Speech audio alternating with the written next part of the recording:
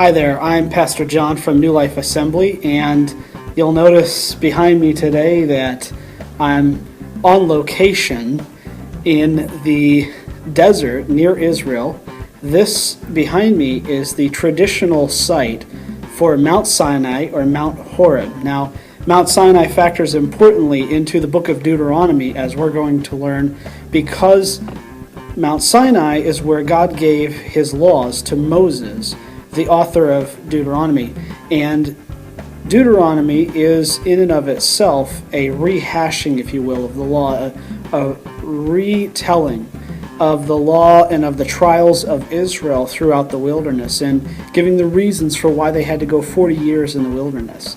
And so Deuteronomy is an interesting book all on its own without any help, but it's especially interesting whenever you consider the history of it and how it fits into what we call the Pentateuch, which is the first 5 books. And so what I want to do is I want to talk about the first thing, and that is the author. The author of Deuteronomy is Moses. Now, there are different ideas as to the authorship of the first 5 books, the Pentateuch, or the Torah, the law, but we hold to Moses being the author because he basically tells us that he's the author. So this was written by Moses. Moses was the first leader of Israel. He is the one who, through the Exodus, as we learn from the stories that he writes himself, he is the leader who brought them out under the command of God out of the land of Egypt. And we call that the Exodus, and it's actually the name of the second book of the Bible. And so Moses was a great leader, a great prophet, and as a prophet he was able to write scripture, and so he wrote the first 5 books, and Deuteronomy is the last of the first 5 books. And so we know that he, of course, authored the book. Next, we want to talk about the audience of the book of Deuteronomy. Who was it written for? What did they learn? How did they deal with the book? Well, the book was obviously written to the second generation of Israelites. And what I mean by that is there are only 2 individuals from the second generation, the children of those who were freed in the Exodus, that actually got into the promised land. The rest of them, their parents, their grandparents, everybody else died off in the wilderness during the 40 years of wandering.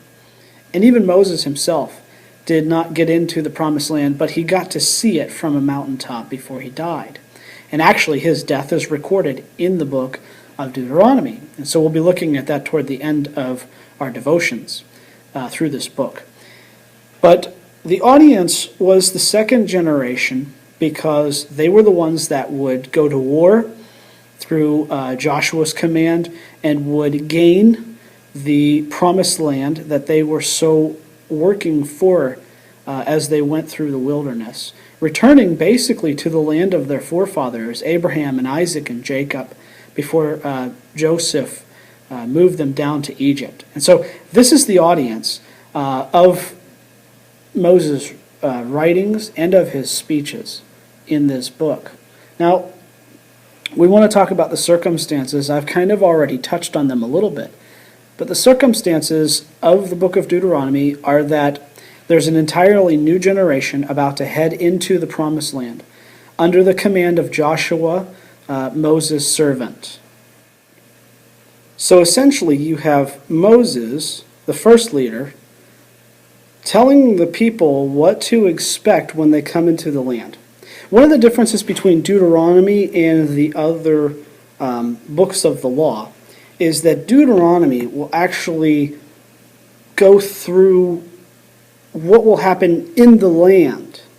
The rest of it, Exodus, Leviticus, Numbers, focused on the wilderness wanderings and applying the law to the wilderness. And yet at the same time, the law contained in it rules for living in the actual land whenever they would get there. So Moses puts emphasis on the land rules. Things like, hey, if you get a king, this is how the king will act. Things like that.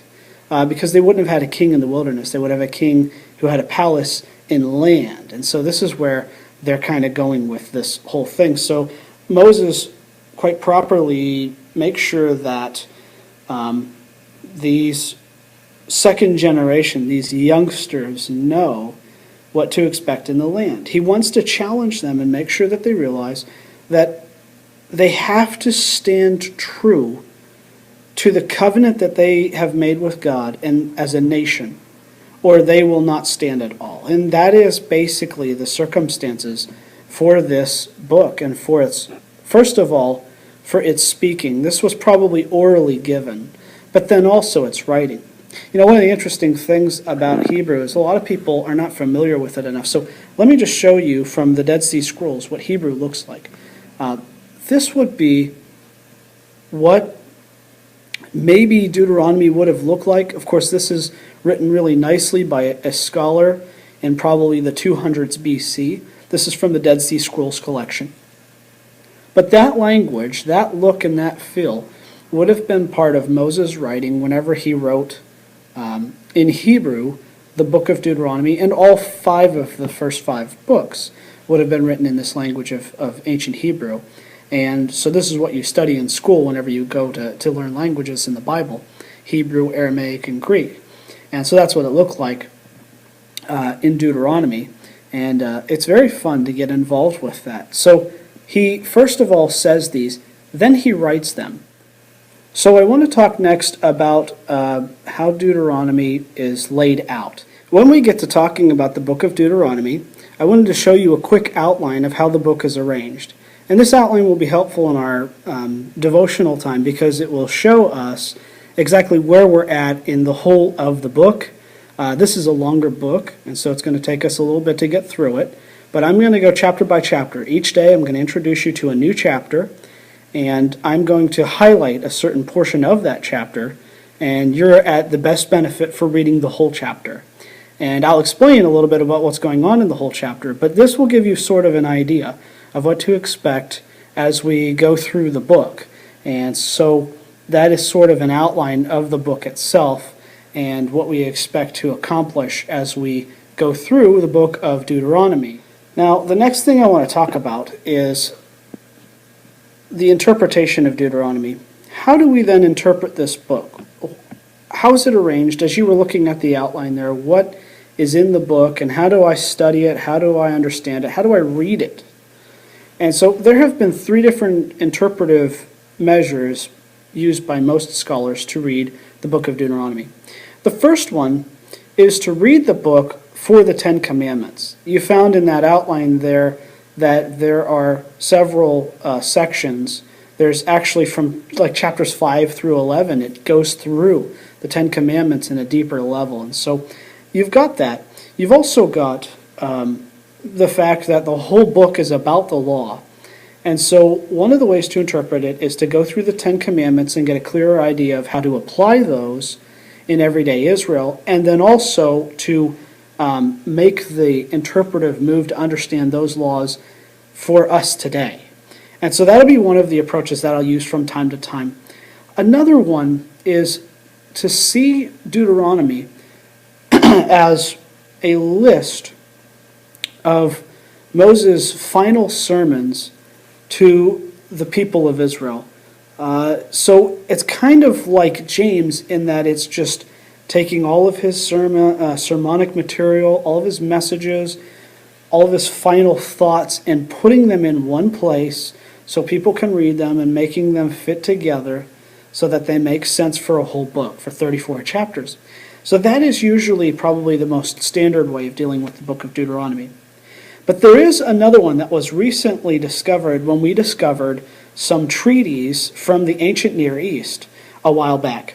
And what we found, the scholars who compared those treaties with the book of Deuteronomy, and if you're interested in this resource, I can give you more information if you contact me. Basically, they found that the vassal treaties that kings would make with the peoples that they conquered lined up quite similarly with the book of Deuteronomy. From chapters 1 through 34, you actually have a vassal treaty outline. And so it's quite possible that Moses, knowing the vassal treaties of his day, would have put the sermons in such a way that they look like a treaty or a covenant between God and this second generation of his people. You see, you've got people who, whenever they were at Mount Sinai, where we are today, were just kids. They don't necessarily remember that day as well as their parents do. They don't necessarily remember the danger of messing around with God. Although through the wilderness they would have seen the effects of it, they may need to be re-encouraged as they enter the land about who God is and what he expects in his high standards. And so it's quite evident to us now, as we look at these different treaties, that Deuteronomy was used like a treaty in which Moses would have reminded these children of Israel about the kind of God that they serve and what to expect as they go into the land. Finally today, I want to introduce you to the book by talking about the content of the book of Deuteronomy. You know, there's a lot of great stuff in here. So many of us are so used to certain passages. For instance, one of the greatest parts, the Shema, which in Hebrew means hear. This is in Deuteronomy 6, 4 through 9. Hear, O Israel, the Lord your God, the Lord is one. This is one of the passages that's found in here. Some of the other passages are also quite obvious. And believe it or not, Deuteronomy is regularly quoted in the New Testament.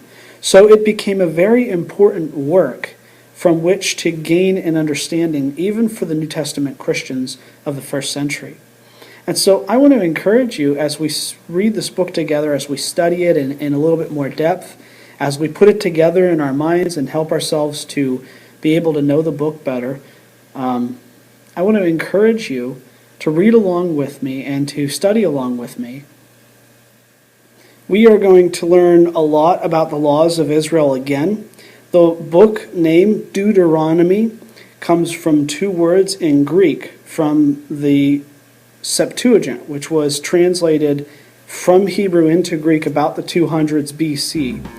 And Deuto means two, and nomos is the word for law, the second law, or the retelling of the law. And that's where we get the name for the book of Deuteronomy. And so as we study this book together, as we read it and as we look at it and see what's in it, there's going to be a lot of times where we get to a law or something like that was a custom in Israel.